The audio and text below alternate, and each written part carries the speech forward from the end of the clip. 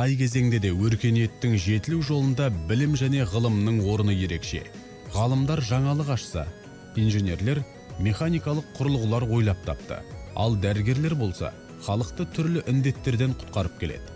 Бүгінгі күніде ғылым мемлекеттік саясаттың басты бағытына айналып отыр. Мемлекеттің өркендеуі үшін бір данышпан аздық етеді.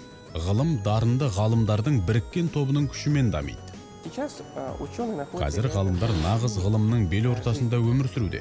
Бір ғалымның бүгін ашқан жаңалығы ертеңгі күні бүкіл әлемді жаңа бағытқа бұруда. Бүгінде елімізде ғылыми техникалық жұмыстармен айналысатын 23 мыңға жуық ғалым мен 400-ге жуық арнайы орталық жұмыс істейді. 2010-2016 жылдар аралығында жас ғалымдар саны рекордқа жетіп, 35 жасқа дейінгі ғылыми техникалық мамандар саны 9500 адамды құраған, яғни 39%-ға көбейген. Бізде болашақ бағдарламасымен шетелде оқып келген жастар санының үлесі айтарлықтай көп. Әрине олардың жоғары деңгейдегі білімінің тигізер пайдасы орасан. Мемлекет ғылымды қаржыландыруға баса назар аударуда. Себебі ел болашағы үшін салынған бұл қаржы кейін еселеп пайдасын беріп, ғылымның бәсекеге қабілетін арттырады. Елімізде ең танымал ғылыми мекемелердің бірі ұлттық биотехнология орталығы.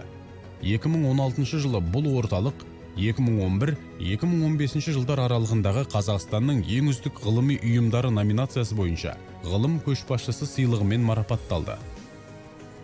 Ғылым көшбасшысы халықаралық сыйлығы әлемдік ғылыми орталарда ең мықты деп танылған ғылыми жұмыстарды әзірлеуші ұйымдарға беріледі. Орталық 13 ғылыми зерттеу зертхана мен 350-ден астам ғалымның жұмысын бір арнада біріктірген. Көптеген жас ғалымның ғылыми практикалық жұмыстары Назарбаев университетінде шоғырланған.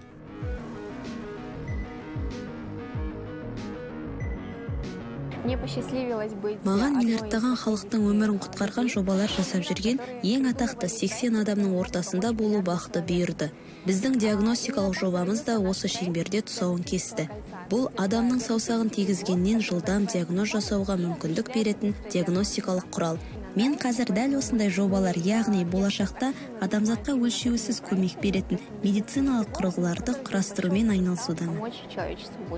Жоғары технологиялық ғылыми зерттеулер бүгінгідей қарқынмен өсуші әлемде ең жоғары басымдыққа ие. Енді адамзатты ғылымсыз елестету мүмкін емес. Қазіргі кезде ғылымға салынатын инвестиция деңгейі әлемде бұрын соңды болмаған биік көрсеткішке жетіп отыр. Бүгінгі ғылымға жасалған қамқорлық ертеңгі елдің жарқын болашағы.